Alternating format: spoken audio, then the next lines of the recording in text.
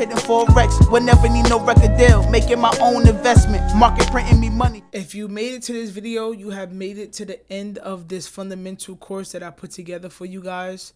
I trust that you gained a lot of value from the videos that I put. If you did, please like, share, subscribe, and comment below. Hit me up. Let me know, like, hey, thank you so much. Whatever it is, I would really appreciate it, okay? So this video is just going to be giving you guys some extra stuff that you don't necessarily need, but it's just for you to know, have an idea, so when you see it, it's not like, oh my God, what is this, okay? So let's go ahead and get into it. So building permits, right? This is a number of new residential building permits issued during the previous month. Right, increase in building materials. So what this does is it shows us the increase in building materials, like such as lumber, cement, whatever it is that you need to build buildings, pretty much.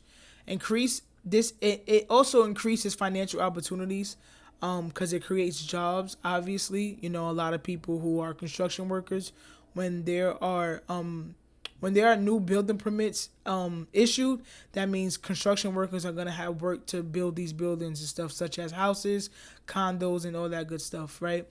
It increased real estate sales. So once new buildings are built, then obviously, real estate agents are going to sell those houses or rent those houses, whatever the case may be.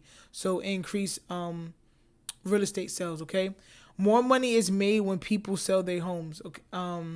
So let's say, for example, you build a home up, you buy a home, and you get a building permit and you build a home.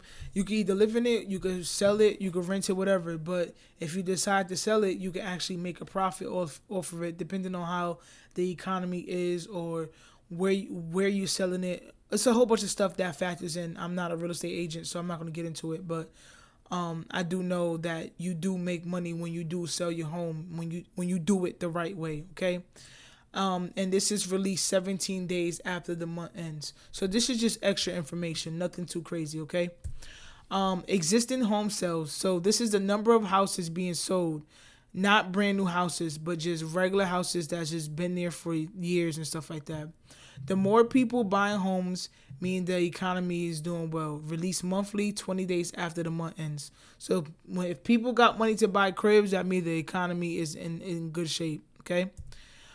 Trade balance. So I'm not going to say that this is not important. I do pay attention to this, not as much as I do the other fundamentals that I shared with you guys earlier, but this is just something cool to know. So it reflects a country's economic relationship with the rest of the world, okay? So it determines whether a country is buying more things than selling, and vice versa. If there's a trade deficit, that means a country may be borrowing money from other countries, which will hurt them in the long run. But if there's a trade surplus, that means they have enough funds coming in to make their economy grow. A positive number is great for the economy. Released monthly, about 35 days after the month ends, roughly a month apart. A country buying more things than selling is considered a trade deficit, and a country selling more things than buying is considered a trade surplus. So pretty much what a trade balance is an example of this. You know how when you look at the tag on stuff, especially if you're in the United States, you see a lot of things say made in China, made in China. China has a lot of material that they export, okay? So their trade balance is, I'm not too sure what it is right now. I'm not even going to lie to y'all. But just based off the knowing that a lot of the stuff in the U.S. do come from China, I would think that they trade balance is well, because they're actually exporting more than they're importing. So they're actually selling more things to other countries. Okay, so that's what the trade balance represent. It just shows how much stuff a country is selling, like putting out, and how much stuff the country is bringing in, so importing. So how much is the U.S. importing from China, and how much is the China exporting to the U.S. and other countries? So that's what the trade balance represents, okay? And then monetary policy. Now this is important. It's just not I'm not going to say it's not important, but this is just, like I said, extra information. So this is actions taken by the central bank to control the money supply and interest rates. Okay, so it controls inflation, manage employment levels, and stabilize the currency.